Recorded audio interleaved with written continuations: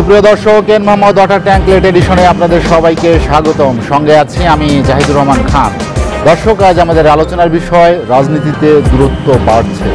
আর এই আলোচনায় আমার সঙ্গে স্টুডিওতে আছেন বাংলাদেশ কৃষক লীগের কেন্দ্রীয় যুগ্ম সাধারণ সম্পাদক AKM আজম খান, বিএনপির কেন্দ্রীয় সহ সাংগঠনিক সম্পাদক শহীদুল ইসলাম বাবুল এবং জাতীয় পার্টির ভাইস চেয়ারম্যান সাবেক এমপি আহসান আদেলুর রহমান আদেল। আপনাদের তিনজনকেই আমাদের আলোচনায় স্বাগত জানাচ্ছি। আলোচনার শুরুতেই শহীদুল ইসলাম বাবুল ভাই, আপনার কাছে যেতে চাই। আমরা যদিও শিরোনাম রেখেছি রাজনীতিতে দূরত্ব বাড়ছে, 7 জানুয়ারি নির্বাচন, সে প্রসঙ্গটি আবার ঘুরে ফিরে এসেছে জাতীয় পার্টি চেয়ারম্যানের বক্তব্যে। আপনার কি মনে হয় যে বাংলাদেশের রাজনীতিতে সুষ্ঠু যা ইতিবাচক ধারা যে চর্চার কথা বলা হচ্ছে, সেখানে এটি আসলে কতটা প্রভাব পড়েছে বলে আপনার মনে হয়? আসসালামু, আপনাকে ধন্যবাদ। আমার দুজন সহ আলোচক এবং দর্শক শ্রোতা যারা রয়েছেন সবাইকে আমার অভিবাদন। এটা তো চিরন্তন সত্য, বাংলাদেশের যে রাজনৈতিক বাস্তবতা, এই বাস্তবতা বাংলাদেশের সামগ্রিক সমস্ত ব্যবস্থার উন্নয়ন, উৎপাদন, গণতান্ত্রিক ব্যবস্থা যাই বলেন সব কিছুর অন্তরায়। এখন আপনি যদি বলেন যে কেন এই ব্যবস্থা হয়েছে, কী কারণে হয়েছে, সেটা ব্যাখ্যাটা ডিটেলস সেটাও বলবো। আপনি দেখেন, স্বাধীনতা আমাদের অনেক পরে স্বাধীন হয়েছে এমন অনেক দেশ আছে। ভিয়েতনামের কথাও যদি বলি, কি মানে আমেরিকানরা বোমা মেরে মেরে তামা বানাই ফেলছে, এরকম লক্ষ লক্ষ তরুণ ভিয়েতনামের খুন হয়েছে, আমেরিকারও মৃত্যুবরণ করেছে অনেক। তারপরেও তারা এখানে আপনি শিল্প, বাণিজ্য, পর্যটন, গার্মেন্টস শনে শনে উন্নতি, কারণ তাদের ওখানে এরকম রাজনীতির নামে, গণতন্ত্রের নামে এই ধরনের ছলচাতুরি, এই ধরনের প্রতারণা, এই ধরনের ভেলকিবাজি এগুলা নাই। হ্যাঁ, তাদের ওইখানে চেতনার নামে মানে কি বলবো, মানুষ হত্যা, চেতনার নামে লুণ্ঠন, চেতনার নামে ভোট ডাকাতি, চেতনার নামে গণতন্ত্র হত্যা, এইসব কোনো কিছু নাই। আমাদেরও একটা মানে অমিত সম্ভাবনার দেশ। হ্যাঁ, আমরাও উন্নতি করেছি, নিশ্চয়ই করেছি, অসত্য তো না, কিন্তু যেইভাবে আমরা করতে পারতাম সেইভাবে আমরা করতে পারিনি। এখনও দারিদ্র, তারপরে ক্ষুধা, তারপরে সংঘাত, সহিংসতা, দুর্নীতি, লুটপাট, এই সমস্ত যে ব্যাধি, এগুলো আমাদেরকে আষ্টে পৃষ্ঠে গ্রাস করেছে। আপনি গতকালও আমি একটা রিপোর্ট দেখলাম, ফুড সিকিউরিটি ইনফরমেশন নেটওয়ার্ক নামে একটা সংস্থা আছে, ফুড সিকিউরিটি ইনফরমেশন নেট, আন্তর্জাতিক সংস্থা, 16টি জাতিসংঘের খাদ্য কৃষি সংস্থা, তারপরে জাতিসংঘের আপনার বিশ্ব খাদ্য কর্মসূচি, এরা সদস্য 16টি। তারা বলছে যে বাংলাদেশে 1,19,00,000 মানুষ চরম খাদ্য নিরাপত্তাহীনতা আছে। 1,19,00,000 মানুষ। তারা আফ্রিকার অনেক দেশ তাদের এই কী করবে আপনার এই তাদের এই গবেষণার মধ্যে তারা এনেছে। এই অঞ্চলের মধ্যে এশিয়ায় ভারতকে তারা নেই, পাকিস্তান, শ্রীলঙ্কা, নেপালকেও তারা রাখেনি, তারপরে আফগানিস্তান, বাংলাদেশ, এরকম কতগুলো দেশ, লাওস, কম্বোডিয়া। আপনি সেখানে তার মধ্যে বাংলাদেশের 11% বেশি মানুষ এই চরম খাদ্য নিরাপত্তাহীনতার মধ্যে বাস করছে। তারা বলছে এই সংখ্যাটা পাকিস্তানে 1,10,00,000, তাদের জনসংখ্যা কিন্তু 23.5 কোটি, আর আমাদের কিন্তু 18 কোটি। তার মানে তারা 7.5% মতো মানুষ এখনো আমরা যাদেরকে গালি দিই। এই যে বাস্তবতা, তারপরে আপনার বিবিএস এর যে তথ্য, বিবিএস বলছে, বিবিএস বাংলাদেশের সরকারি সংস্থা, তারা বলছে 4,36,00,000 মানুষ, 26% মতো মানুষ খাদ্য কিনতে গিয়ে ঋণগ্রস্ত হচ্ছে। আর আমরা বলছি আমরা উন্নতি করছি, আমাদের গণতন্ত্র উন্নতি করছে, আমাদের অর্থনীতি, আমাদের মাথা পিছু আয়, আমাদের প্রবৃদ্ধি, আমাদের এত কিছু শনে শনে উন্নতি। আর আমাদের পদ্মা ব্রিজে আর ওই মেট্রো রেল দিয়ে উঠেন, তাইলে আর উন্নতির তো মানে একেবারে উন্নতি করতেইছে আর কি। এইসব কথাই বলতে পারবেন না। এই যে বাস্তবতা, এগুলো কেন হলো? এই যে রাজনৈতিক অস্থিতিশীলতা, এই যে গণতন্ত্রহীনতা, হ্যাঁ, এবং এই যে কূটনৈতিক সংকট, নানাবিধ অর্থনৈতিক সংকট, একটার সাথে একটা সংকট থেকে অনেকগুলো সংকটে তৈরি হয়েছে। যদি আপনি সুশাসন দিতেন, যদি গণতন্ত্র থাকতো বাংলাদেশে, তাহলে আমাদের দেশে অনেক উন্নত হবার কথা ছিল। হ্যাঁ, যেখানে আফ্রিকার অনেকগুলো দেশ আমাদের চাইতেও কিন্তু এগিয়ে গেছে, তাদেরকে বুভুক্ষ যারা ছিল তামাম দুনিয়ায় আগাচ্ছে, কিন্তু যেভাবে আমাদের এগোনোর কথা আমরা সেভাবে পারছি না। ওই যে জিএম কাদের সাহেবের কথা বলছিলেন, গতকাল উনিও পরিষ্কার করে দিয়েছেন। আপনারা উন্ডাই বলে, জাতীয় পার্টির লোকরাই বলে যে আমাদেরকে গৃহপালিত বিরোধী দল করে রাখা হয়েছে, কেউ কেউ বলে যাত্রা পার্টি করে রাখা হয়েছে। ওনার পার্টির চেয়ারম্যান, আমি তাকে ধন্যবাদ দিই, তিনি আংশিক বলেছেন। পুরোপুরি কি ঘটেছিল উনি বলেছেন, তার চাইতে বেশি ইনফর্ম মানুষ কিন্তু রাজনীতিবিদ ছিল না, রাজনীতি তিনি সব কিছু জানেন। উনি কিছুটা খোলাসা করেছেন যে 3টি দেশ, আরও কয়েকটি দেশ এই ধরনের নির্বাচনের পক্ষে ছিল, প্রত্যক্ষ চাপ, পরোক্ষ চাপ ছিল তার উপরে। তিনি নির্বাচনে যেতে চান নাই, তাকে নেওয়া হয়েছে জোর করে। তিনি না গেলেও তার পার্টির মধ্যে কিছু পচালক ঢুকিয়ে দেওয়া হয়েছে, তাদেরকে দিয়ে করানো হতো। এই যে বাস্তবতা বাংলাদেশের, এটা তো অসত্য কোনো বাস্তবতা না। হ্যাঁ, জাতীয় পার্টি পারেনি, বিএনপি যেটা পেরেছে, জাতীয় পার্টি তার রাজনৈতিক স্ট্রাকচার বা সব মিলিয়ে আদর্শিক অবস্থা সব মিলিয়ে তারা পারেনি, কিন্তু ওনার বক্তব্যের মধ্য দিয়ে অনেক কিছু কিন্তু পরিষ্কার হয়ে গেছে। আরও এগুলো মানুষ জানে, আমরা জানতাম, সবাই সব কিছু জানে যে প্রত্যক্ষ চাপ কি, পরোক্ষ চাপ কি, কোত্থেকে হয়েছে, কি হয়েছে। এর আগে 14 সালে ওই জাতীয় পার্টি তাদের চেয়ারম্যান সাহেব, উনিও সুজাতা সিং ওনাকে কি ধরনের চাপ দিয়েছিলেন। হ্যাঁ, তার পরবর্তীতে উনি নির্বাচনে না যায় ওনাকে অসুস্থ বানিয়ে উনি গল্ফ খেলতেছেন, অসুস্থ, সিএমএইচে ভর্তি করা হয়েছিল।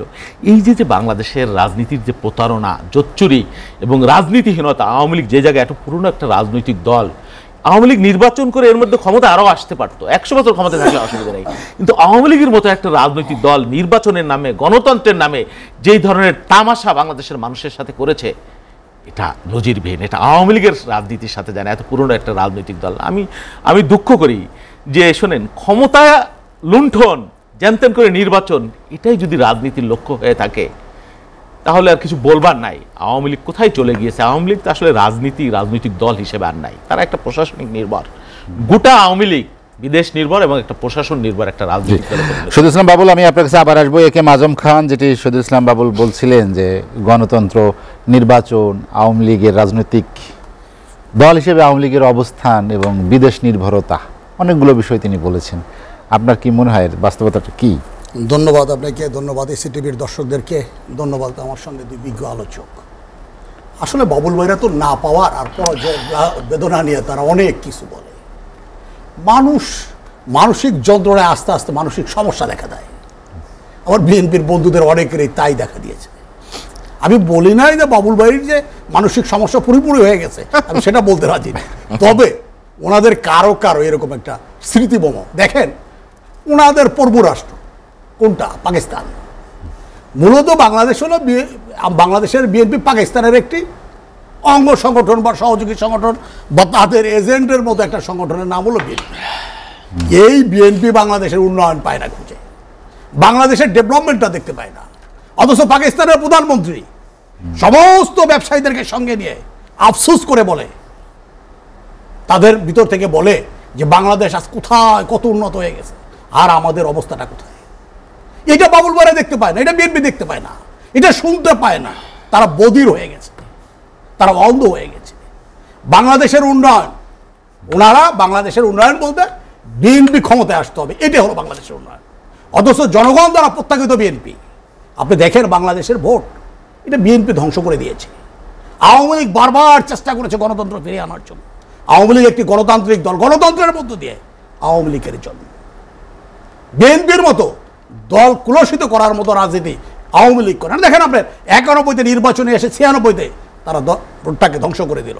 আবার ভোটারবিহীন একটা নির্বাচন করলো, বাক্সবিহীন একটা নির্বাচন করলো। সেই 15 ফেব্রুয়ারি নির্বাচনের কথা আমাদের সবার, বাবুল ভাইদের লজ্জা থাকা উচিত কথা বলার আগে স্কাপ পরে আসা উচিত। কারণ চেহারা যদি মানুষ দেখে তাহলে মানুষটা ফিলকি দিয়ে হাসে তাদেরকে দেখে। যে এই বিএনপি যারা এই দেশে গণতন্ত্র ধ্বংসকারী একটি দল, গণতন্ত্র হরণকারী একটি দল, তারা আজকে কিভাবে বলে। দেখেন আজকে পৃথিবীর দিকে তাকিয়ে, পৃথিবী আজকে সারা পৃথিবীতে একটা বড় ধরনের ক্রাইসিস চলতেছে। পৃথিবী জুড়ে অনেকটা তৃতীয় বিশ্বযুদ্ধের মতো। আপনার রাশিয়া ইউক্রেন যুদ্ধ হচ্ছে, আপনার ইসরায়েল ইরান যুদ্ধ হচ্ছে, আপনার সারা পৃথিবীতে আজকে যুদ্ধের অবস্থাতে। আজকে সারা পৃথিবীর অর্থনীতি, আজকের পত্রিকা আছে গতদিন আমেরিকার মতো জায়গায় আরেকটি ব্যাংক দেউলিয়া হয়ে গেল। একের পর এক ব্যাংক দেউলিয়া হয়ে যাচ্ছে। আমেরিকার অর্থনৈতিক অবস্থা আজকে তাদের প্রচন্ড খারাপ। আপনি ইউরোপের দিকে তাকিয়ে দেখেন, তাদের অবস্থা প্রচন্ড খারাপ। আজকে আপনি ইংল্যান্ডের দিকে তাকিয়ে দেখেন, তাদের এক একটা পণ্যের যেমন বিদ্যুতের দাম, তাদের 400% বিদ্যুতের দাম বাড়িয়েছে তারা। তারপরও তারা টিকে থাকতে পারতেছে না। সেখানে জাতির পিতার কন্যা, আমাদের মহান নেত্রী বঙ্গবন্ধুর কন্যা শেখ হাসিনার নেতৃত্বে তিনি আসেন বিদায় বাঙালি আজ 3 বেলা খেয়ে পড়ে আজকে মোটামুটি ভালো জায়গায় আমরা দাঁড়িয়ে আছি। দেশ এগিয়ে যাচ্ছে, আমাদের দ্রব্যমূল্যটা একটু এখনো পরিপূর্ণ। তবে রমজানে কিন্তু যেভাবে তারা সিন্ডিকেট করার চেষ্টা করেছিল, সেই সিন্ডিকেটটা কিন্তু মোটামুটি নিয়ন্ত্রণ করতে পেরেছে। সিন্ডিকেটের মাঝে কিন্তু ভাঙতে পেরেছিল সরকার। তাই বলি বিএনপিদেরকে বলি যে এগুলি বন্ধ করেন। আপনি বিরোধী দল হিসাবে আপনাদের নিজস্ব একটা ভূমিকা আছে। শুধু সরকারের অন্ধকার দেখা, ডেভেলপমেন্ট হয় না এই কথাগুলি বলা, এটা বিএনপির কাজ না, এটা বিরোধী দলের কাজ না।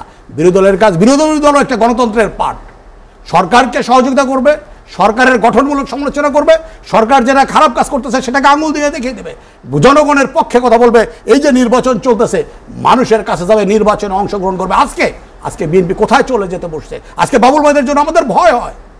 আজকে বিএনপি নামক রাজনৈতিক দলটি যদি বাংলাদেশ থেকে হারিয়ে যায়, আর রাজপথে যদি বিএনপিকে খুঁজে, সেম অবস্থা হয়েছিল আপনার মুসলিম লীগের এরকম গো ধরে বসে থাকতে থাকতে আজকে বাংলাদেশের আপনার সমস্ত জায়গা থেকে আপনার আজকে মুসলিম লীগ হারিয়ে গেছে। আমার ভয় হলো এই বিএনপি নামক বন্ধু দলটি আজকে মুসলিম লীগের কাতারে চলে না যায়। তাই সময় থাকতে এই যে নির্বাচনগুলো আছে, নির্বাচনে যেতে, আজকে দেখেন আপনি, আজকে ইউনিয়ন পরিষদে বিভিন্ন জায়গায় নির্বাচন হয়েছে, বিএনপির বহিষ্কৃত অনেক নেতারা নির্বাচনে অংশগ্রহণ করেছে এবং তারা নির্বাচনে জিতেছে। নির্বাচন হলো মানুষের কাছে যেতে হবে। মানুষকে দেখলেই তারা ভয় পায়, মানুষকে দেখলে পরে না তাদের খিচুড়ি রেগুড়ে একটা, যে ভোটের মাঠে যাওয়া যাবে না। যেভাবে জিয়াউর রহমান সাহেব যেভাবে ক্ষমতা এসেছিল বন্দুক নিয়ে, ঠিক সেইভাবে 79 সালে নির্বাচনে অংশগ্রহণ করার মধ্যে দিয়ে বিএনপি, জিয়াউর রহমান সাহেব 1 মাসে তারা নির্বাচনে রেজাল্ট না পর্যন্ত দিতে পারে না। এই সেই বাবুল ভাইদের দল 1 মাস তারা বসে থাকলো, কত ভোট পেয়েছে, বিরোধী যারা নির্বাচনে অংশ করেছেন কে কত বড় পরাজিত হলো সেটা তারা বলতে পারলো না। তারা 1 মাস পরে তারা বললো বিএনপির অমুক ক্যান্ডিডেট অমুক বাবা জিতে গেছে। গণতন্ত্রটা পরিপূর্ণভাবে এই দেশে ধ্বংসের একমাত্র দল সেটা হলো বিএনপি। তাই আমি বন্ধুদেরকে উদ্দেশ্য করে বলি যে এখনো সময় আছে, গণতন্ত্রের পথে ফিরে আসেন, মানুষের কাছে যান, ভোটের রাজনীতি করেন, মানুষের পাশে থাকেন। আগামী 24 সালে যে নির্বাচন হবে, 24 সালে 29 সালে যে নির্বাচন হবে, সেই নির্বাচনে 28 সালে নির্বাচনে অথবা 29 সালের জানুয়ারি মাসে যে নির্বাচন হবে, মানুষের কাছে থাকলে মানুষ আমাদেরকে ভোট দিলে আপনারা সরকার গঠন করবেন, আমাদেরকে যদি ভোট না দেয় আমরা বিরোধী দলে যাবো। এটা নামই তো গণতন্ত্র। ভোট বয়কট করা, ভোট থেকে দূরে থাকা, এটা কোনো গণতন্ত্র হতে পারে না, এটা কোনো গণতান্ত্রিক পর্যায়ে পড়ে না। এটা বিএনপিদেরকে, এই যে জাতীয় পার্টির আদেল ভাই আছে, আপনারা বুঝান নির্বাচনে আসতে হবে। যেটা নির্বাচনে অংশগ্রহণ করছে জাতীয় পার্টির আদেল ভাইরা, মানুষ দ্বারা তারা ভোট পায় নাই, এখন মানুষের কাছে যাবে, মানুষের কাছে যাওয়ার পরে তারা ঘুরে দাঁড়াবে, আবার আগামী নির্বাচনে তারা হয়তো আরো অনেক বেশি আসন পেয়ে তারা আবার সংসদে আসবে। এটাই তো হলো গণতন্ত্র, এর বাইরে তো কোনো সুযোগ নাই। এটা কি করতেছে? আমরা আহ্বান জানাচ্ছি আওয়ামী লীগের পক্ষ থেকে, সাধারণ মানুষের পক্ষ থেকে, বিএনপি গোদারা বন্ধ করেন। নির্বাচন ভৌমিক হলে মানুষ একদিন আপনাদেরকে লাল কার্ড দিয়ে দেবে, সেই লাল কার্ড যখন দেখায় দেবে সাধারণ মানুষ, তখন কিন্তু আর ব্যাক করতে পারবেন না। আজম ভাই, আমি আপনার কাছে আবার আসবো। হাসান আদিলুর রহমান আদিল ভাই, যেটা নিয়ে আমরা আলোচনা করছিলাম যে বাংলাদেশের রাজনীতিতে বড় দুটি দলের মধ্যে যে দূরত্ব বেড়েই চলেছে, আপনি শুনলেন দুই দলেরই কথা। এখানে আসলে আজম ভাই যেটি বললেন যে উন্নয়ন হয়েছে, মৌলিক উন্নয়ন কতটা হয়েছে? ধন্যবাদ আপনাকে, ধন্যবাদ আমার দুই সহ আলোচক এবং লেট এডিশনের দর্শকবৃন্দ থেকে সালাম ও শুভেচ্ছা। উন্নয়নের কথা যদি বলি, বাস্তবতায় যে আমাদের অবকাঠামোগত অনেক উন্নয়ন হয়েছে এবং প্রায় আমাদের যে সরকারি বাজেট, উন্নয়ন বাজেটের 70% ব্যয় হয়েছে আমাদের এই অবকাঠামো ডেভেলপমেন্ট। অবকাঠামো দ্বারা উন্নয়ন আসলে প্রকৃত উন্নয়ন বোঝায় না। প্রকৃত উন্নয়ন যখন দেশের মানুষের জীবনমান উন্নয়ন হয়, তাদের অর্থনৈতিক অবস্থার উন্নয়ন হয়, তাদের স্বাস্থ্য, শিক্ষা এবং সার্বিকভাবে তাদের যে জীবন মান, সেটার উন্নয়নটাকেই উন্নয়ন বলে। আর অবকাঠামোগত উন্নয়ন সেটি কখনোই সাস্টেনেবল উন্নয়ন না। অনেক দেশে দেখা গেছে যখন সরকার সার্বিক উন্নয়ন দেখাতে পারছে না, সার্বজনীন উন্নয়ন দেখাতে পারছে না, তখন বড় বড় মনুমেন্টস তৈরি করে, বড় বড় বিল্ডিং তৈরি করে, রাস্তাঘাট তৈরি করে দেখায় যে আমাদের উন্নয়ন হচ্ছে। আমাদের দেশে এখন তো আমাদের প্রায় শতকরা 25% লোকই ঋণ করে মানে দিন যাপন করছে। তারপরে আমাদের 100 বিলিয়নসের উপরে হচ্ছে কি আমাদের বিদেশি ঋণ। আমাদের মাথা পিছু ঋণ এখন 1.5 লক্ষ কোটি টাকা, 1.5 লক্ষ টাকা পার মান্থ। তার মানে মাথা পিছু তার মানে হচ্ছে গিয়ে আমরা শুধু বর্তমান নয়, ভবিষ্যৎ প্রজন্মকেও ঋণগ্রস্ত করেছি। এখন যে বাচ্চাটি জন্মগ্রহণ করছে সেও ঋণ নিয়ে জন্মগ্রহণ করছে এবং ভবিষ্যতেও যে আসছে সেও কিন্তু ঋণ নিয়ে আসছে। আমাদের দেশকে আমরা ঋণগ্রস্ত করে ফেলেছি এবং এর মূল কারণ হচ্ছে গিয়ে জবাবদিহিতা নেই আমাদের। কারণ যেহেতু সরকারের ভোটের সাথে তাদের সম্পর্ক নেই, নির্বাচন মাধ্যমে তারা আসতে পারছেন না, তারা কোনোভাবে তাদের ক্ষমতাটাই ধরে রেখেছেন এবং জবাবদিহিতা না থাকার কারণে এই আপনার বলেন, প্রশাসনিক কাঠামো বলেন বা যে কোনো আমাদের যে সরকারি প্রতিষ্ঠান বলেন, তারা কিন্তু আর মানে সরকারের মানে জনগণের তোয়াক্কা করছে না। সেজন্য রাজনৈতিক দলগুলো আমরা যতই চিৎকার করি না কেন, আমরা যতই আমাদের রাজনীতি করি না কেন, রাস্তাঘাটে বলি না কেন, এই লোকজনের বা জনগণের মাধ্যমে আন্দোলনের মাধ্যমে এটি পরিবর্তন করা সম্ভব না, খুবই এটা মুশকিল। আন্দোলনে পরিবর্তন সম্ভব না, তাহলে কিসে পরিবর্তন সম্ভব? সেই মানে আন্দোলন বলতে যেটি আমরা আমাদের বিএনপি যে আন্দোলনটি করছি, জনসমাগম করছে, রাস্তায় লোকজন নিয়ে আসছে, এত লোক হাজার মানে এখন লক্ষ ইভেন 1 কোটি লোকও রাস্তায় নামে, তারপরেও বর্তমান সরকার যেই পর্যায়ে পৌঁছে গেছে তাদেরকে পরিবর্তন করা সম্ভব হবে না। কিন্তু আমাদের রাজনীতিবিদ হিসেবে আমাদের আশা থাকবে, আমরা আমাদের কথাগুলো বলে যাব এবং আমরা আন্দোলন করে যাব এবং যেই যেই জায়গায় ব্যত্যয় আছে সেগুলো আমরা বলে যাব এবং সেগুলো লিপিবদ্ধ থাকবে, সেগুলো ইতিহাসে থাকবে এবং একসময় সেটার ফল আমরা অবশ্যই পাবো। সেই সুবাদে আমরা রাজনীতি করে যাব। কিন্তু রাজনীতি করা এখন অত্যন্ত ডিফিকাল্ট, কারণ এখন আমাদের মুখ খোলা, কথা বলা, এগুলো সব কিছু এখন আমাদের প্রতিবন্ধকতা। আসলে আদিলুর রহমান, আপনি যেটি বলেন যে রাজনীতি করা অনেক কঠিন হয়ে গিয়েছে বা রাজনীতির যে পরিবেশ, সেই পরিবেশটি আর রাজনীতিকদের জন্য খুব একটা ইতিবাচক বা তাদের কাছে একটা স্বস্তি না এই জায়গাটা, সেটি কি আসলে কেন তৈরি হলো? এর জন্য কি সরকারকেই সবচেয়ে বেশি দায়ী করছেন, নাকি রাজনৈতিক দল হিসেবে আপনাদেরও কোনো ব্যর্থতা আছে? না, রাজনৈতিক দল হিসেবে ব্যর্থতার ব্যাপারে পরে আসছি, কিন্তু একটা রাজনীতিবিদ তার রাজনীতি করে জনগণের জন্য, সে যাতে জনগণের জন্য কিছু করতে পারে সেই আশা নিয়ে সে মানে রাজনীতিতে নামে। কিন্তু যখন জনগণের ভালোবাসা বা তাদের ভোট দিয়ে কোনো নেতাকে নির্বাচিত করতে পারে না, তখন সেই নেতার পক্ষেও জনগণের জন্য কিছু করা সম্ভব হয়ে ওঠে না। এবং বর্তমান সময় বা এই সরকারের আমলে আমরা দেখছি যে জনপ্রতিনিধিরা তাদের ক্ষমতার চেয়ে আমাদের প্রশাসনিক আমলাদের ক্ষমতা অনেক বেড়ে গেছে। বাজেট বলেন বা যে কোনো জায়গায় কোনো বরাদ্দ বলেন, আমাদের বর্তমান সরকার এমনভাবে জিনিসটা সেট করেছেন যাতে তারা আমলাতন্ত্রের মাধ্যমেই এটা পরিচালনা করতে পারেন এবং জনপ্রতিনিধিদের কাছে সেরকম ধরনের বাজেট নেই। আমি সংসদ সদস্য ছিলাম, আমার কাছে অতি স্বল্প বাজেট ছিল যেটা আমি এলাকার জন্য করতে পারতাম।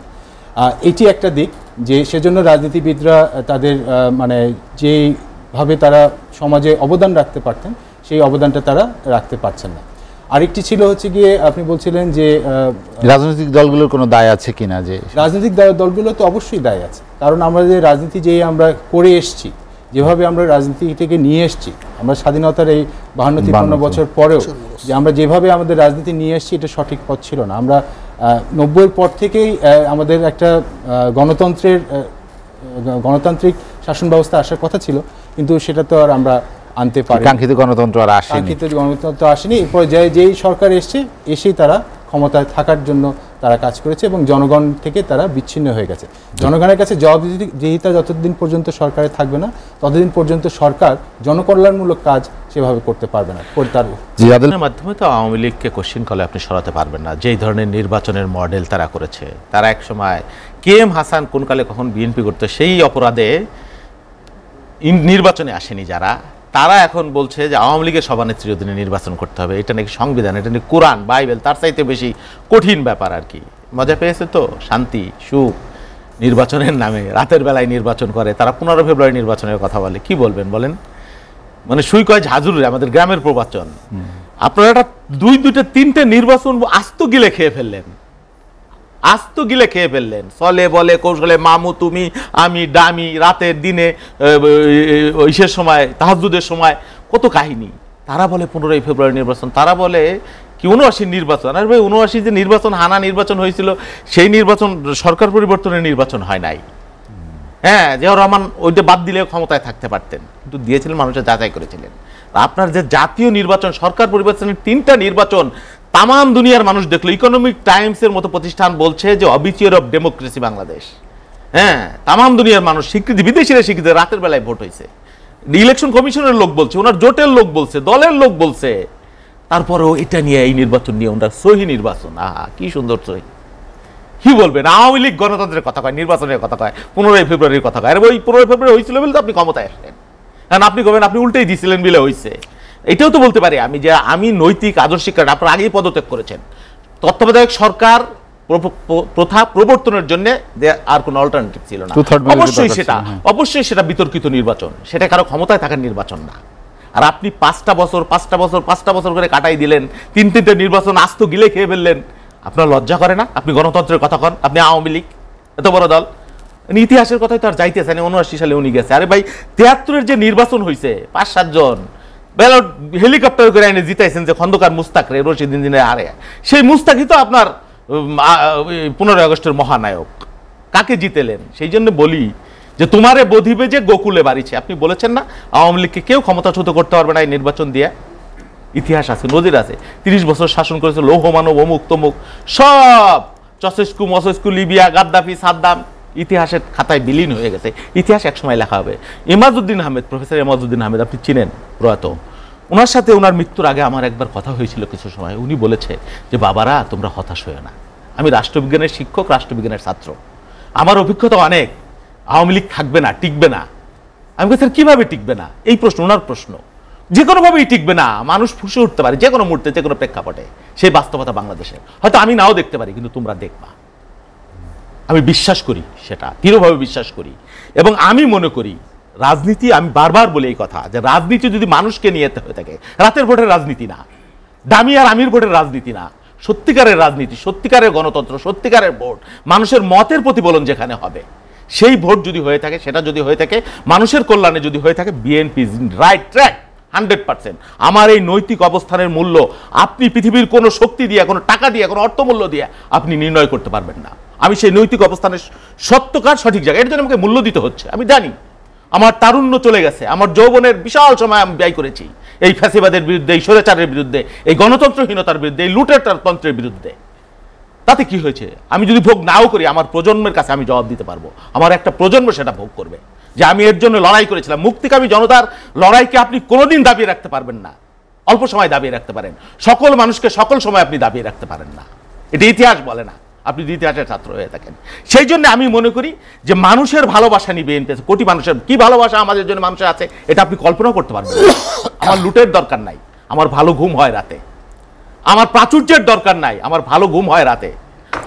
আমার এই ক্ষমতার দরকার নাই, যে ক্ষমতা মানুষ ওই পাশ দিয়ে দেয়, থুথু দেয়, ঘৃণা করে, ওই ক্ষমতা আমার দরকার নাই। রাতের বেলায় ভোট করে 100 বছর দরকার লাগে নির্বাচন বিএনপি আদর্শের কারণে দরকার বর্জন করবে, কিন্তু বিএনপি এই যে দেখেন না কত কলা, কত রকমের পেশার, কত রকমের নিপীড়ন, কত রকমের লোভ টোপ, বিএনপির কয়টা লোককে নড়াতে পেরেছেন?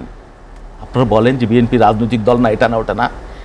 এই যে 17 বছরের জুলুম, কত আওয়ামী লীগের একটা তালিকা দেখ, আমি তালিকা দেই, কত লোক আমার গুম হয়ে গেছে, আমার পাশ থেকে নাই হয়ে গেছে, তাদের সন্তানদের দিকে আমরা তাকাতে পারি না, প্রতি বছর আমাদের কাছে আসে, হাহাকার করে, কান্না করে। এই যে নারায়ণগঞ্জের 7 খুন, স্রেফ টাকার বিনিময়ে একটা দানবী বাহিনী এই গতকাল 10 বছর চলে গেল, পূর্তি হলো, 10 বছর পার। কি বিচার হয়েছে আপনি বলেন? বিশ্বজিৎকে কুকুপিয়ে হত্যা করলো, একজন লোকের কি আপনি দেখেছেন ফাঁসি রজ্জুতে ঢুকেছে? আপনি এই যে আবরার ফাহাদ হত্যা হলো, কি হলো আপনি দেখেছেন কোন ফাঁসি রজ্জুতে ফাইনাল? এগুলো হলো আইওয়াস। এই যে 7 খুন, এখন পর্যন্ত অ্যাপিলেট ডিভিশন 26 জনের মৃত্যুদণ্ড হয়েছিল, হাইকোর্ট সেটাকে 11 জন কমিয়ে 15 জন করেছে। হাইকোর্ট অ্যাপিলেট ডিভিশনে তার শুনানি এখন পর্যন্ত শুরু হয় নাই বিগত 5 বছর। জাস্টিস ডিলাইড, জাস্টিস ডিনাইড, একটা কথা আছে না? তাই হচ্ছে মানুষের দৃষ্টি মানে ভিন্ন খাতে প্রবাহিত করবার জন্য। এই যে দানব আওয়ামী লীগ তৈরি করছে, এই দানব আওয়ামী লীগকে একদিন গিলে খাবে। আপনি যেভাবেই বলেন, রাজনীতির নাম আর গণতন্ত্রের নাম ওই লুটপাট করে সম্পদ বৃদ্ধি করে না। বাংলাদেশের শেয়ার মার্কেটে 3 মাসে 1 লক্ষ কোটি টাকা লুট হয়ে গেছে, আপনি জানেন? সিঙ্গাপুরের শীর্ষ ধনী হচ্ছে এই আওয়ামী লীগের অলিগাররা। একজন আওয়ামী লীগার যে পাতি নেতা, যে মহল্লার নেতা, আপনি তার খাটের নিচে খোঁজ নেন, কোটি কোটি টাকা। আপনি হাওয়া ভবনের গল্প করেন, একটা ফানুসের গল্প বানাইছেন, আর আপনার ঘরে ঘরে আপনি একটা খাওয়া ভবন তৈরি করে ফেলছেন। প্রতি জায়গায় একজন এমপি হইলে তার সম্পদ 500 গুণ 2200 গুণ, যার 5 লক্ষ টাকা থাকে না, তার 5000 কোটি টাকা হয়ে যায়। কারো বিলেতে বাড়ি হয় 200, কারো আমেরিকায় বাড়ি হয়, কোনো তদন্ত নাই। এক বেনজির সাহেব যে সম্পত্তি করেছেন, মানুষকে একটা উপজেলা হয়ে যাবে তার সম্পত্তি এক করলে। দুদকের ঘুম ভাঙে না, বেগম খালেদা জিয়ার দুর্নীতি খুঁজে পায়, প্রফেসর ইউনূসের মিথ্যা দুর্নীতির অভিযোগ খুঁজে পায়, আর বেনজিরদের টিকিট স্পর্শ করতে পারে না। এগুলো বানায় রাখছেন সমস্ত প্রতিষ্ঠানকে একে করে এমন ভাবে। ওই যে ব্যাংক লুটের কথা বললেন আপনি, এই যে বিএনপি তো ক্ষমতায় ছিল 2 বার, শেয়ার মার্কেটের অধপতনের কথা আপনি কোনোদিন শুনেছেন? বিএনপি তো ক্ষমতায় ছিল 2 বার, এই ব্যাংকগুলো লুটপাট হওয়ার কথা আপনি শুনেছেন? এই যে ব্যাংকগুলো লুট হয়ে গেল, উনি বলে যে বিদেশের ব্যাংক কি হয়েছে? বাংলাদেশের যে অসংখ্য ব্যাংক, তুমি আর আমি নিজেরা মনের মতো করে, আমার ব্যাংক থেকে তুমি নেও, তোমার ব্যাংক থেকে আমি নেই, ব্যাংকগুলো শেষ করে দিল, আমানতগুলো শেষ করে দিল, এক ব্যাংকে আরেক ব্যাংকের সাথে জোড়া দিচ্ছেন, এর আমানতকারীদের টাকার কি হবে এর কোনো খবর নাই। উন্নয়ন হচ্ছে, আপনি বলেন কোন সেক্টর উন্নতি হচ্ছে? আপনি এই যে বিবিএস এর তথ্য বলি, উনার তথ্য সরকার মিথ্যা, তারপরেও বলছে বিবিএস বলছে ক্ষুধা বাড়ছে। বিবিএস বলছে স্কুল থেকে শিক্ষার্থী ঝরে পড়ার সংখ্যা বাড়ছে, বিবিএস বলছে গড় আয় কমেছে, বিবিএস বলছে শিক্ষার মান কমেছে, বিবিএস বলছে স্বাস্থ্য সেবার মান কমেছে, বিবিএস বলেছে গণতন্ত্র সূচকে বাংলাদেশ নিচে পড়েছে, বিবিএস বলেছে মানবাধিকার সূচকে নিচে। উনি উন্নয়ন উন্নয়ন উন্নয়ন উন্নয়ন ধুয়ে ধুয়ে মানুষ খাবে। বাবুল ভাই, আমি আপনার কাছে আবার আসবো। একে মাজুম খান, শুনলেন বাবুল ভাই যে তথ্যগুলো দিলেন? আমি আগেই বলছি অনেক বেদনার কথা, অনেক কষ্টের কথা, তথ্য দিয়ে বলেন। অনেক কষ্টের কথা। আসলে বাস্তবতার সঙ্গে এর কোনো মিল আছে কিনা আমার জানা নেই। মূল বিষয়টা হলো বাবুল ভাইদের মোয়াটা দিতে হবে। ব্যাংক কেলেঙ্কারি, শেয়ার বাজারে ধস, সেই মোয়াটা এই দুটো দেওয়ার বিষয় জন্য তো জি বাবুল ভাইদেরকে মোয়াটা দেওয়ার জন্য জনগণ তো প্রস্তুত আছে, কিন্তু জনগণের কাছে তো যায় না তারা। জনগণ দেখলে ভোট পায়, ভয় পায়। এখন এখানে আমরা কি করব বলেন? মানুষের কাছে যদি না যায়, আপনি বলেন আজকে এখানে আদেল ভাই এখানে আছে, আমরা যে আপনার জাতীয় পার্টি যখন ক্ষমতায় ছিল, আমরা তো সব নির্বাচনে অংশগ্রহণ করছি। আমরা তো আসন পাই না, নির্বাচনে মানুষ আমাদেরকে ভোট দেয়, জাতীয় পার্টি আমাদেরকে নির্বাচিত করে না, ডিক্লার দেয় না, কিন্তু তারপরও তো আমরা নির্বাচনী মাঠ ছাড়ি নাই। কারণ নির্বাচনের মধ্য দিয়ে দলটা চাঙ্গা হয়, কর্মীরা চাঙ্গা হয়, রাজপথে থাকার সাহস পায়, শক্তি পায়, কিন্তু সেই জায়গাটায় তারা যাবে না। এখন আমরা কি করব? আচ্ছা আপনি বলেন, আমরা আওয়ামী লীগ এলাকাকে বিএনপির পক্ষে ক্যাম্পেইন করব যে ভাই আপনারা বিএনপির পক্ষ থেকে আমরা ক্যান্ডিডেট সেট করে দিচ্ছি, আপনারা বিএনপিকে ভোট দেন? বিএনপি মানুষের কাছে যেতে চায় না। এই বিবিএস এমবিবিএস কত কিছু বলা শুরু করছে, এর সঙ্গে বাস্তবতার কোনো মিল নাই। কারণ হলো কি জানেন? প্রতিদিন বাংলাদেশের মানুষ অর্থনৈতিকভাবে সমৃদ্ধ হচ্ছে।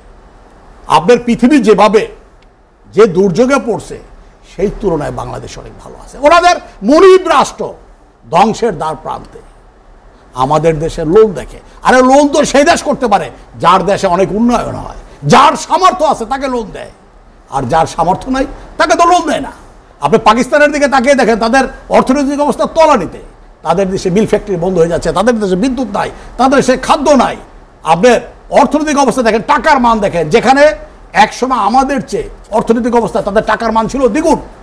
আমরা 100 টাকা দিলে তারা আমাদেরকে 50 টাকা দিত একসময়, কিন্তু আজকে সেইখানে তারা 100 টাকা দিলে আমরা 40 টাকা দিই। আজকে আমাদের অর্থনৈতিক অবস্থা ওদের চেয়ে কত ভালো হয়ে গেছে। তারা $1 আপনার ডলার কিনে তারা 350 টাকায়, আর আমরা কিনি 108 টাকা 10 টাকায়। এখন আপনার অর্থনৈতিক অবস্থা পাকিস্তানের চেয়ে আমাদের 3 গুণ ভালো। এখন তাদের মনিবদের অবস্থা এই। এখন ওই দিক থেকে তাকায়া তারা কি বাংলাদেশের গল্প বলতেছে না পাকিস্তানের অর্থনৈতিক অবস্থা বলতেছে? আমার মনে হয় বাবুল ভাই ভুল করতেছে, স্থানটা সিলেক্ট করতে পারে নাই। তিনি বাংলাদেশে পাকিস্তানের অর্থনৈতিক অবস্থা, পাকিস্তানের দেউলিয়াতপনার অবস্থা এইটা বলতেছে। উনি যে বলতেছে বাবুল ভাই, আপনি বাবুল ভাই তাকাই দেখেন না, লাবণ্যময় চেহারা, সমস্ত শরীরে তৈলে ঝিলিক মারতেছে, চেহারা কত সুন্দর। যদি অভাব থাকতো তাহলে বাবুল ভাইয়ের চেহারা কি, বাবুল ভাইয়ের ভিতরে এত সুন্দর হাসি আসতো না। তাদের অর্থনৈতিক অবস্থা বাবুল ভাইয়ের হিসাব করে দেখেন, 15 বছর আগে 17 বছর আগে বিএনপি ক্ষমতা দেখে গেছে, 15 বছরে তার ব্যাংক ব্যালেন্স অর্থনৈতিক অবস্থা টানেন। একটা অডিট ফার্ম লাগান, আমি অর্থ দেব, আপনি কি করেন? বাবুল ভাইয়ের অর্থনৈতিক অবস্থা 15 বছরে যা ছিল 15 গুণ বেড়েছে। বাবুল ভাইরা স্বাভাবিক প্রক্রিয়া, স্বাভাবিক প্রক্রিয়া, এই কথাটাই তো বলতেছে। বাংলাদেশের অর্থনৈতিক অবস্থা স্বাভাবিকভাবে এই 15 বছরে 15 গুণ অর্থনৈতিক অবস্থা বেড়েছে। এটা শুধু বাবুল ভাই নয়, এই বাবুল ভাইকে দিয়ে দেখালাম বাংলাদেশের চিত্র। বাংলাদেশ থেকে আওয়ামী লীগ অর্থ পাচার করে না, তাদের দলের যুবরাজদের অর্থ সিঙ্গাপুর থেকে এসেছে, আমেরিকা থেকে এসেছে, আমেরিকার FBI এসে বলে গেছে তাদের দুর্নীতির কথা, তাদের অর্থ পাচারের কথা। কই বঙ্গবন্ধু পরিবারের নামে তো কোনো কথা বলে না। তাই এগুলি সেগুলি বলে কোনো লাভ নাই। মানুষের কল্যাণে বাবুল ভাই এখনো সময় আছে, গতিপথে ফিরে আসেন, মানুষের কাছে যান, মানুষের কাছে ভোট প্রার্থনা করেন। মানুষ এখনো আওয়ামী লীগের বিপক্ষে ওই পাকিস্তানি পরাজিত শক্তিদের একটা পক্ষ এখনো অবস্থান করতেছে, আওয়ামী লীগের বিপক্ষে একটা দল খুঁজতেছে। কিন্তু সেই দলটা যদি আপনারা বিনিশ হয়ে যান, কোথায় যাবে? আপনার মানুষের কল্যাণে দেখেন, এই যে জাতীয় পার্টি আদেল ভাইরা আছে, মানুষের পাশে দাঁড়ায় নাই। দেখেন আপনার সেই এরশাদের পতনের পরে 90-এর তারা নির্বাচন করে 34টা আসন পেয়েছিল। তার আগে তারা মানুষের কাছে ছিল, তারা মনে করতেছিল যে মানুষের কাছে না গেলেও ওই উত্তরবঙ্গ তাদের, তারা ভোট দেবে। যখন মানুষের কাছে যায় নাই, আজকে ভোটের অবস্থাটা তাদের দেখেন, তাকিয়ে দেখেন তাদের আজকে আসনের সংখ্যা কোথায় গিয়েছে। বিন্দুর অবস্থা কিন্তু সেম। তাই বলতেছি, আমরা আপনাদের পাশে আছি। আমরা সরকারি দল হিসাবে বিএনপি ভাঙার ষড়যন্ত্র করি না, আমরা বিএনপিকে ধরে শক্ত রাখার চেষ্টা করতেছি। বিএনপি নামক একটি রাজনৈতিক দল বাংলাদেশের মাটিতে টিকে থাকুক, এটা আমরা চাচ্ছি। মানুষের কাছে যান, সরকারের পক্ষ থেকে বঙ্গবন্ধুর কন্যা আপনাদের সর্বোচ্চ সহযোগিতা অতীতেও করেছে, আজকেও করবে, আগামী দিনেও করবে। আমরা কখনো কারো অমঙ্গল চাই না, সবাই মিলে এই দেশটা আমাদের। আমি আবারও আপনাদেরকে বলি, মানুষের কাছে গেলে 28শে ডিসেম্বর অথবা 29 সালের জানুয়ারি মাসে যে নির্বাচন হবে, সেই নির্বাচনে আপনারা মানুষের কাছে গেলে মানুষ আপনাদেরকে ভোট দিতে পারে। আপনাদেরকে ভোট দিলে আপনারা জিতে যাবেন, ক্ষমতা আসবেন। আবারও বলি, আমরা যদি ভোট না পাই আমরা বিরোধী দলে যাব। আমরা এই হারা এবং জেতার এইটার দুইটার আজম খান, আমি আপনার কাছে আবার আসবো। হোসেন আদিলুর রহমান আদিল ভাই, যেটি শহীদুল ইসলাম বাবুল বলছিলেন যে রাজনীতিতে নৈতিক অবস্থান, নৈতিকতা ধরে রাখা, ক্ষমতা আসলে মূল উদ্দেশ্য না, সে উদ্দেশ্যেই তাদের এই আন্দোলন পরিচালিত হচ্ছে। আপনার কি মনে হয় যে রাজনীতির কি নৈতিক অবস্থানটা আসলে কতটা গুরুত্বপূর্ণ বাংলাদেশে? না, রাজনীতিতে নৈতিকতার তো গুরুত্ব অনেক বেশি, কিন্তু আমাদের যে এখন বলছেন যে রাজনীতিতে দূরত্ব বাড়ছে, রাজনৈতিক দলগুলোর মধ্যে দূরত্ব বাড়ছে, পরস্পর দূরত্ব, কারণ এটা পরস্পর দূরত্ব, কিন্তু আসলে রাজনীতিবিদরাই রাজনীতি থেকে অনেক দূরে চলে এসছেন। যেটা আগে প্রথমে ছিল যে জনগণের স্বার্থ, দেশের স্বার্থ আগে দেখা হবে, তারপরে দলের স্বার্থ, তারপরে নিজের স্বার্থ, এটা রাজনীতিবিদদের একজনের আদর্শ ছিল। সেই রকম আদর্শিক রাজনীতিবিদ আমরা এখন আর সেরকম দেখতে পাই না। এখনও আছেন, এখনও দেশপ্রেমিক রাজনীতিবিদ যে নেই তা না, তারা আছেন, যারা সংখ্যাটা অনেক কমে গেছে। এবং এখন রাজনীতিবিদরা এই জন্যই কি বিদেশি শক্তি, পরাশক্তির কথা বলা হচ্ছে বারে বারে, যে ক্ষমতা কেন্দ্রিক যে রাজনীতি, সেখানে না, যখন আমাদের অভ্যন্তরীণ দুর্বলতা থাকবে, নিজেদের ঐক্যের মধ্যে মানে ঐক্য থাকবে না, ভিতরে অভ্যন্তরীণ ঐক্য থাকবে না, তখন তো অবশ্যই বাইরে থেকে শক্তির প্রভাব বিস্তার করার চেষ্টা করবে। যেমন কিছুক্ষণ আগেই যেটা নিয়ে আলাপ হচ্ছিল যে আমাদের জনগণ আন্দোলন করে মাঠে নেমে সরকার কেন পরিবর্তন করতে পারে না বা পারেনি। আসলে আমাদের দেশেও কিন্তু হয়নি। আমাদের 2013-14 সালে বিএনপি 3 মাস আমাদের সারা দেশ বন্ধ করে দিয়েছিল, যে এরকম আন্দোলন হয়েছিল। এই গণ আন্দোলনে যে কোনো সরকারের পতন হয়ে যাওয়ার কথা ছিল, কিন্তু হয়নি। 90-এর আন্দোলন যদি আপনারা বলেন, যে তখন কিন্তু শুধু ঢাকা কেন্দ্রিক, ঢাকা বিশ্ববিদ্যালয় কেন্দ্রিক কিছু আন্দোলন হয়েছিল, সারা দেশ কিন্তু সেটাতে অংশগ্রহণ করেনি। পল্লীবন্ধু হোসেন মোহাম্মদ এরশাদ, উনি কোমল হৃদয়ের মানুষ ছিলেন, লোকজন মারা যাচ্ছে, মায়ের কোল খালি হচ্ছে, উনি সেজন্য বলেন যে ঠিক আছে আমি ছেড়ে দিয়ে নির্বাচন দিচ্ছি। কারণ উনি মানে জনগণের নেতা ছিলেন এবং জনগণকে ভালোবাসতেন, এবং উনিও জানতেন যে উনি যদি ভোটে দাঁড়ান তাহলে উনি একক নির্বাচনে বাংলাদেশে আবার প্রেসিডেন্ট হিসেবে ফেরত আসবেন। সেই সময় সেজন্য 90 যে আমাদের 3 দলের রূপরেখায় আমাদের প্রেসিডেন্সিয়াল গভর্নমেন্ট ফর্ম চেঞ্জ করে সংসদীয় করা হলো, যাতে মানে প্রেসিডেন্সিয়াল ইলেকশনে উনি আবার ফেরত না আসতে পারেন। সেটা তো আছেই। আর গতকালকে আমাদের পার্টি চেয়ারম্যান GM কাদের, উনি আমাদের কেন্দ্রীয় বর্ধিত সভা ছিল, এবং সেই বর্ধিত সভায় অনেক ব্যাপক আলোচনা হয়েছে, এবং আমি মনে করি যে এটা আমাদের জাতীয় পার্টির ইতিহাসে একটি স্বর্ণাক্ষরে লেখা থাকবে এই মিটিংটির কথা। কারণ উনি এক্সপ্লেইন করেছেন আমাদের 7ই জানুয়ারি নির্বাচনের পরে যেটা দেখা গেছে যে আমাদের জাতীয় পার্টিকে এমনিতেও আঘাত করা হয়েছে, ছোট করার চেষ্টা করা হয়েছে, এছাড়া ধ্বংস করার, নির্মূল করার একটা চেষ্টা ছিল। সেটি উনি এক্সপ্লেন করেছেন আমাদের নেতাকর্মীদের কাছে। প্রত্যেক জেলা থেকে জেলার সভাপতি, সেক্রেটারি এসেছিলেন, কেন্দ্রীয় কমিটির সব নেতারা উপস্থিত ছিলেন। উনি এক্সপ্লেন করেছেন আমরা কেন, কিভাবে আমরা নির্বাচনে গেলাম এবং কেন এরকম ফল হলো। এবং আমার মনে হয় যে এ থেকে জাতীয় পার্টি একটি নতুন দিক নির্দেশনা পেল এবং নতুনভাবে উদ্দীপনা পেল যে রাজনীতিতে আবার অংশগ্রহণ করবার জন্য। এবং উনি আরেকটি কথা এখানে বলেছিলেন যে ওই বিএনপির যে এখন জনপ্রিয়তা, এটি বিএনপির যতটা সফলতা তার চেয়ে বেশি আওয়ামী লীগের ব্যর্থতা। কারণ আওয়ামী লীগের শত্রু হিসেবেই মানুষজন দেখে বিএনপিকে, কারণ আওয়ামী লীগ সবসময় বিএনপিকে আঘাত করে বা আক্রমণ করে কথা বলে, এবং জনগণ যখন দেখছে যে আমাদের বর্তমান সরকার তাদেরও শত্রু আমার বন্ধু হিসেবে বিএনপির পিছনে তারা আছে। জাতীয় পার্টিকে এখনো জনগণ ওভাবে মনে করে না যে আস্থা অর্জন করতে পারেনি, সেটা কেন সেরকম শক্তি, মানে আওয়ামী লীগের বিরুদ্ধে সেরকম শক্তি। কারণ না, জাতীয় পার্টি অবশ্যই আওয়ামী লীগ এবং বিএনপির চেয়ে ছোট দল, অত শক্তিশালী দল নয়। মানে হিস্টোরিক্যালি 34টি আসন আমরা 90-এর পরে পেয়েছিলাম, কিন্তু এরপর থেকে কিন্তু আমাদের দলকে ভাঙার চেষ্টা, আমাদের বিভিন্নভাবে আমাদেরকে দলকে ছোট করার এবং আমাদের মানে জনবিচ্ছিন্ন করার বহু ধরনের ষড়যন্ত্র চলেছে। 2001-এ যখন আমরা ইন্ডিপেন্ডেন্টলি আমরা যখন ইলেকশন করেছিলাম তখন 14টি আসন পেয়েছিলাম। এছাড়া সেজন্যই আমাদের প্রত্যেকটি আসনে আমাদের যেই পরিমাণ ভোট আছে সেটি আমাদের যখন সকল দল অংশগ্রহণ করে সেই সময় জাতীয় পার্টির গুরুত্ব অনেক বেড়ে যায়, কারণ আমাদের সমর্থন যেদিকেই যায় সেটা আওয়ামী লীগের দিকে গিয়েছে, কিন্তু যেটি যদি বিএনপির দিকেও যেত বিএনপিও কিন্তু সর্বাধিক আসন পেত। সেজন্য জাতীয় পার্টির একটা সবসময় গ্রহণযোগ্যতা এবং একটা ফ্যাক্টরি হিসেবে আমাদের দেশের রাজনীতিতে আছে এবং ভবিষ্যতেও থাকবে। ততটুকু সাংগঠনিক সক্ষমতা এবং ততটুকু আমাদের জনপ্রিয়তাটা সেদিন খারাপ, আমাদের অবস্থা হয়েছে তাই। ভূতের পা আছে না, পেছনের দিকে যায়, আমরা ওইদিকেই যাচ্ছি, অন্ধকার, তিমির অন্ধকার সামনে। আপনি যেভাবেই বলেন আওয়ামী লীগ দেশটাকে যে জায়গায় নিয়ে গেছে, আমরা বলছেন, আমি অনেক কথা বলছি, কিন্তু আমাদের আজম ভাই কোনো মানে তথ্যভিত্তিক কোনো একটা উত্তর দিতে পারেন নাই, দেন নাই। কিন্তু আমি বললাম যে এইগুলো হয়েছে, এইটা হয়েছে, এখানে হয়েছে, এর একটাও যদি মিথ্যা হয়ে থাকে, এটা আমার কথা না, কিন্তু তথ্যভিত্তিক টোটাল আমি রেফারেন্স দিয়ে বলেছি, এর একটা উত্তর দেন নাই। আর একটা কথা আজম ভাই বললেন, একটা করে বলি, কি আমাদের নাকি দেশের অবস্থা ভালো কারণ আমাদের চেহারা ভালো, হ্যাঁ আমাদের চেহারাদের দুধ মাখন বের হয়, এরকম একটা বিষয় আর কি উনি বলছেন। শোনেন, অনেক সুন্দর চেহারা। হ্যাঁ, এইটা যদি আপনার হাতে থাকতো, আওয়ামী লীগের হাতে মনোপলি, তাহলে সব আপনারা নিয়ে নিতেন। আল্লাহর কাছে কিছু থাকতে হয়, আল্লাহ রাব্বুল আলামিনের কাছে কিছু আল্লাহ রেখে দিয়েছেন, ওইটা সবকিছু আওয়ামী লীগের হাতে দেয় নাই তো, এটা হলো একটা। সেই জন্য নাইলে ওইটা হইতো। আর আমরা ধরেন সৎ পথে চলি, সত্য কথা বলি, মানুষের পক্ষে বলি, গণতন্ত্র, আমাদের চেহারা আল্লাহ ওইটাই দিতে পারে, ওইটা দিতে পারে।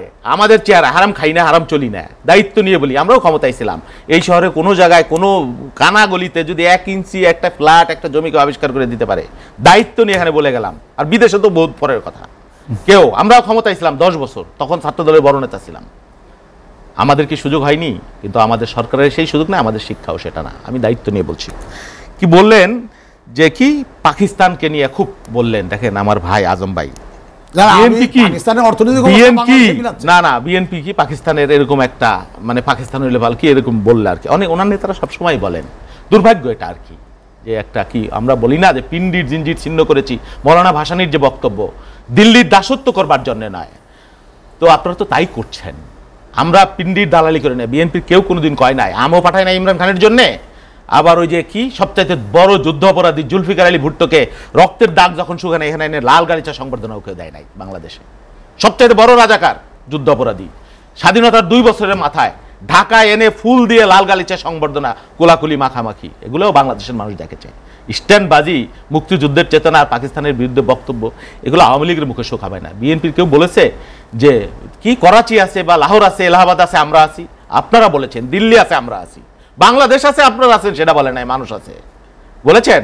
এটাও বলেছেন যে কি তাদেরকে নির্বাচনের পরে 2 দিন পরে পররাষ্ট্রমন্ত্রী, ওরে বাপরে বাপ, কি কৃতজ্ঞতা, কি শুকরিয়া, ধন্যবাদই দিয়ে সারতে পারে না। কিসের আপনার অধিকার, কিসের আপনার পররাষ্ট্রনীতি, কিসের কূটনীতি, সমস্ত নিয়ম নীতি উপেক্ষা করে আবার আমেরিকায় যায় বলছেন, আহা আমার তো কিছুই ছিল না, আমাকে চাকরি দিয়েছো তোমরা, আবাসন দিয়েছো, কত কিছু দিয়েছো, যেখানে যেমন আর কি, নত জানু কাকে বলে। এটাও বলেছেন যে স্বামী আর স্ত্রী, আহা কি চমৎকার সম্পর্ক দেখা গেল।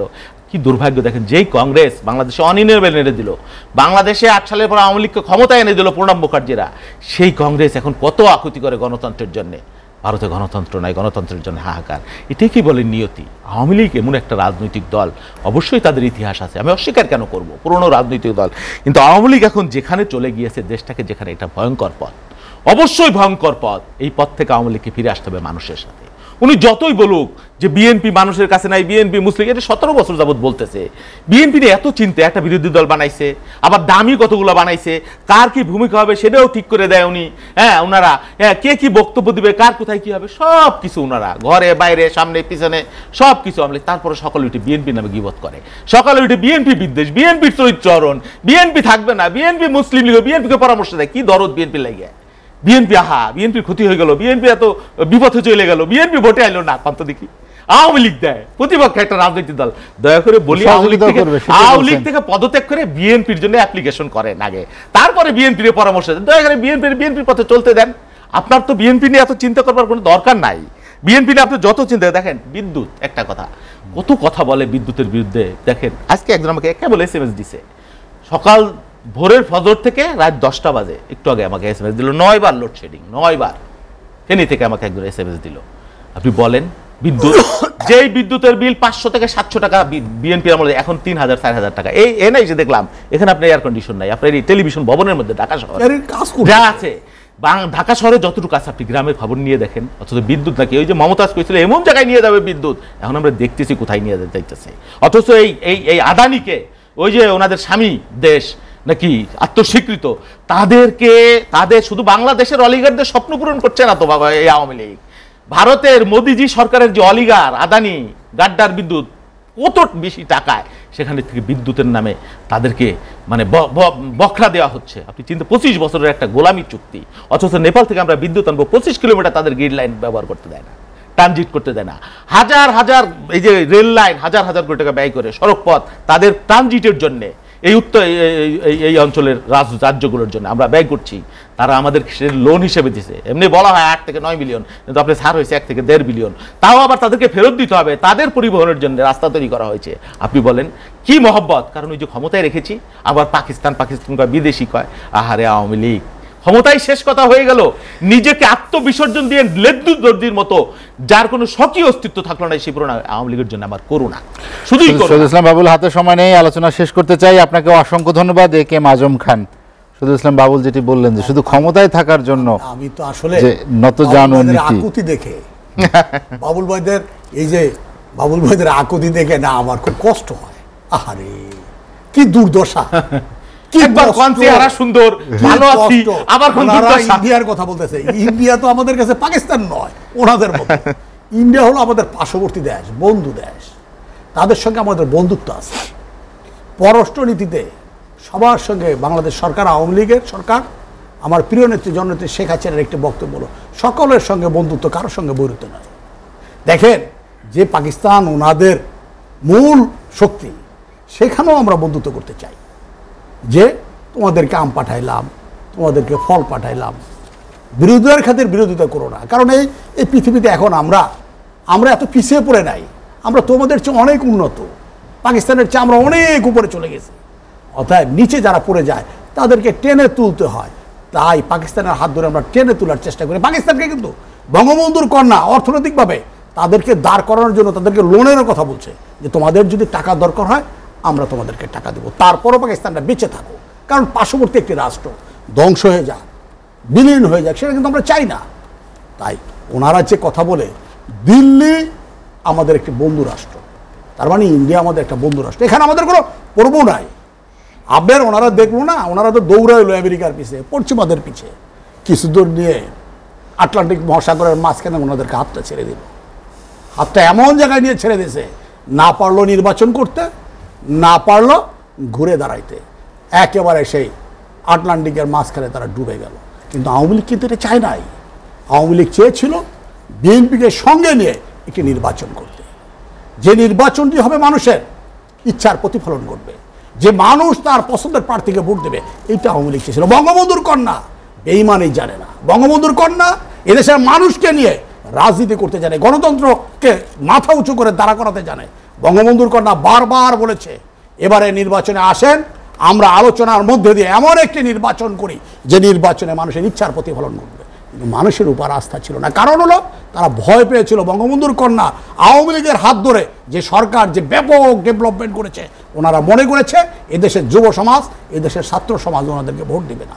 কারণ এই সমাজ হলো শিক্ষিত, এই ছাত্র যুবক তাদের সকলের হাতে এরকম আধুনিক মোবাইল আছে, তাই তারা এক নজরে বাংলাদেশের ডেভেলপমেন্টটা দেখতে পারে। এই কারণে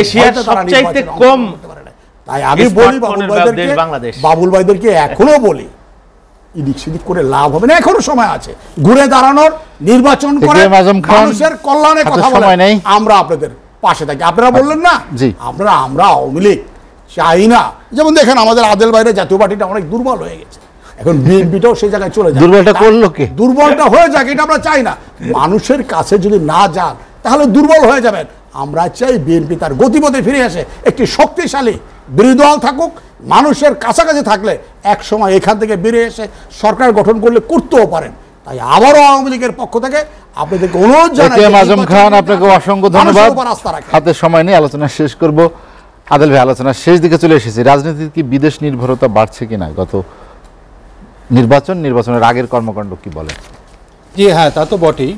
আমাদের যে পররাষ্ট্র নীতি, এটি অনেক দিক থেকে নতজানু পররাষ্ট্রনীতি, এবং সকলের সাথে বন্ধুত্ব, কারোর সাথে বৈরিতা নয়, এটি আমাদের আমরা বলে থাকি এটা আমাদের পররাষ্ট্রনীতি, কিন্তু আসলে পররাষ্ট্রনীতিতে প্রত্যেকটি দেশের নিজস্ব একটা স্বার্থ থাকে। এটা প্রত্যেক দেশই তার নিজস্ব স্বার্থ দেখে, সেই স্বার্থ থেকে যেখানে একটা উইন উইন সিচুয়েশন হয় সেই সকল জায়গায় পররাষ্ট্রনীতিগুলো কাজ করে। কিন্তু আমাদের দেশের যতবারই আমরা দেখেছি যে আমাদের বর্তমান সরকার বিদেশের সাথে কোনো চুক্তি করতে গেছে বা কোনো ধরনের আলোচনা করেছে, সেখানে আমাদের উইন উইন সিচুয়েশন হয়নি, সবসময় উইন অ্যান্ড লুজ সিচুয়েশন হয়েছে। সেটি একদিক থেকে, সেজন্য আমাদের মানে পররাষ্ট্রনীতিটি যেভাবে হওয়ার কথা সেরকম নয়। আমাদের চেয়ারম্যান সাহেবও বলেছেন যে এটা নতজানু পররাষ্ট্রনীতি। আর যখন দেশের অভ্যন্তরীণ শক্তিটি থাকে না, গভর্নমেন্টের সরকারের পিছনে জনগণের সমর্থন থাকে না, তাদের জনপ্রিয়তাটা থাকে না, তখনই বাইরের রাষ্ট্রগুলো সুযোগ পায় সেই দেশের মধ্যে ইন্টারফেয়ার করবার জন্য। এবং বর্তমান সরকার যেহেতু অনেক দিন ধরে বিতর্কিত নির্বাচনের মাধ্যমে বারবার ক্ষমতায় আসছে এবং বিশাল একটা জনগোষ্ঠী কিন্তু এবার ভোট থেকে বিরত ছিল। অনেকে বলে যে 5% মাত্র ভোটে এসছে, 95% আসেনি। সেটি পুরো 42% ভোটাররা ভোট দিয়েছিলেন এবারে নির্বাচনে, বলা হচ্ছে, কিন্তু 42% লোক নির্বাচনে, ওনারা হয়তো বিএনপি আসলে হয়তো আরো 15% ভোট বাড়তো, মাঠে আমরা দেখিনি। এবং বিএনপি একটি বড় দল, তারাই তো ভোটে আসেননি, তাহলে এটা অংশগ্রহণ না আসার পিছনে আমরা তো চেষ্টা করেছি, নির্বাচন কিন্তু হয়নি। না আমরা তো চেষ্টা করেছি, আপনারা এসেছেন, ওনারা আসে না, কারণ আমরা কি গেছে গেজেটেড হয়ে গেছে, এটা তাও তো 100% উপরে হয়েছে ভোট। না না আইনগতভাবে এটা এখনো স্বীকৃতি আপনারা আসলে আপনাদের 10 থেকে 15% ভোট বাড়তো, এবং গোটা বাংলাদেশে বিএনপির পার্সেন্টেজ হলো আলোচনা শেষ করেছি। নির্বাচনে 84% 86% ভোট বাংলাদেশে হয়েছে। আজম ভাই যেটা বললেন যে আওয়ামী লীগ চেয়েছিল বিএনপি আসতে, বিএনপি আসারটা আওয়ামী লীগ হয়তো চায়নি, চাইলে এরকম 28 অক্টোবরে এরকম ঘটনা হতো না। এবং ইলেকশনের আগে আগে সকল নেতাকর্মীকে ধরপাকড় করে 28 অক্টোবরের ঘটনা আদিল ভাই তো ওনারা ঘটাইলেন, আমরা কি করলাম? আমরা তো শান্তিপূর্ণ একটা সমাবেশ করতেছিলাম আপনাদের বাইতুল মোকাররমের উত্তর গেটে। র‍্যাপিড একটা অ্যাকশন দেখলাম ইলেকশনের আগেই, নেতাকর্মীদেরকে ধরপাকড় থেকে শুরু করে। সেটা প্রশাসনের সঙ্গে ওনাদের হ্যাসিং হয়েছে, রাষ্ট্রকে জালিয়াপুরে শেষ করে দিচ্ছিল, আপনার মানুষকে পিটিয়ে মারতেছিল, এখন সেখানে প্রশাসন কি নীরব থাকবে? আচ্ছা, আলোচনা শেষ করতে আমরা চাই। কিছু করি নাই ওনাদের, আমরা আওয়ামী লীগেরা ওনাদেরকে পারলে প্রোটেকশন দিছি। হ্যাঁ, তো সংলাপের আয়োজন কোন আমরা সংলাপের আয়োজন তো আমরা বারবার ডেকেছি আওয়ামী লীগের পক্ষ থেকে, সরকারের পক্ষ থেকে, এখন ওনারা আদিলুর রহমান আদিল, আপনাকে অসংখ্য ধন্যবাদ আলোচনায় যোগ দেওয়ার জন্য। একেএম আজম খান এবং শহীদুল ইসলাম বাবুল, আপনাদেরকে অসংখ্য ধন্যবাদ। দর্শক জানিয়ে রাখি, Mohammad water tank late edition পুনঃপ্রচার হয় সকাল 8টায়। আজ এ পর্যন্তই। ভালো থাকুন, সুস্থ থাকুন, এসএটিভির সঙ্গেই থাকুন।